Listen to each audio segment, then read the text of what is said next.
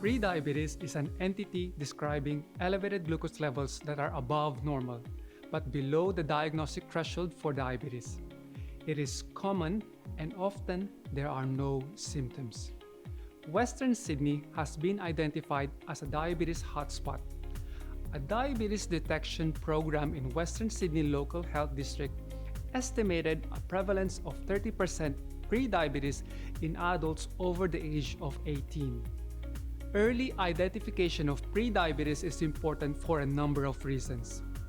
3 to 10% of people with prediabetes will progress to overt type 2 diabetes every year.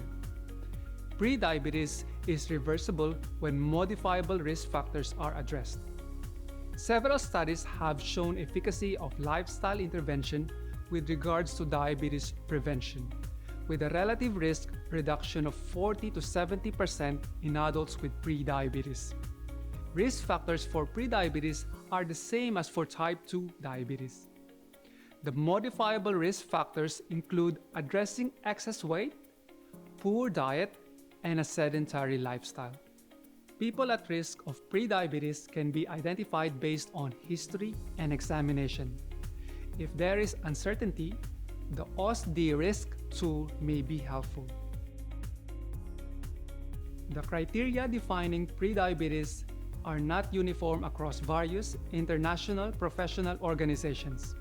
However, there are two main methods to identify prediabetes.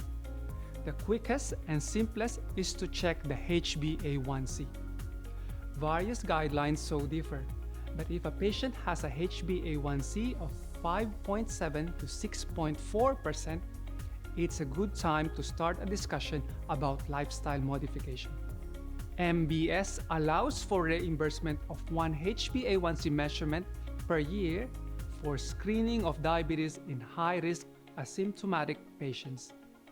The alternative way to identify prediabetes is with a 75-gram oral glucose tolerance test, which may detect impaired fasting glucose or impaired glucose tolerance, or both. Management should focus mainly on lifestyle intervention to promote weight loss and regular physical activity. The two largest diabetes prevention studies, the United States DPP and the Finnish Diabetes Prevention Study, have both shown the beneficial effects of lifestyle intervention. In the DPP study, after a 3-year follow-up, intensive lifestyle interventions led to a 58% reduction in the risk of developing type 2 diabetes. The biggest determinant of risk reduction was weight loss.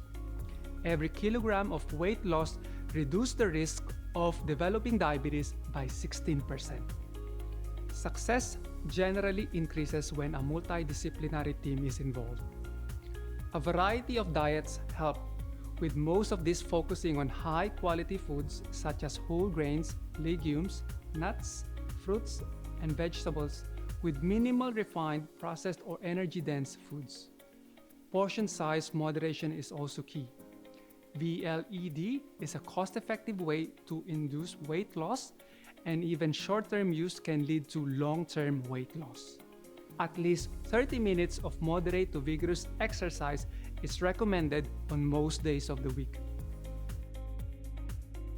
Metformin has been shown to reduce progression of prediabetes to diabetes by about 30% in the DPP study.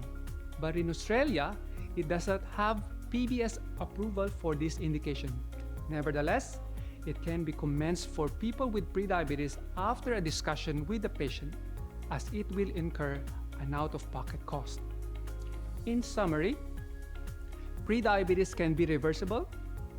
It is important to identify those at risk early with an annual HbA1c screen. Lifestyle intervention with weight loss is the best management, and the use of metformin should be considered.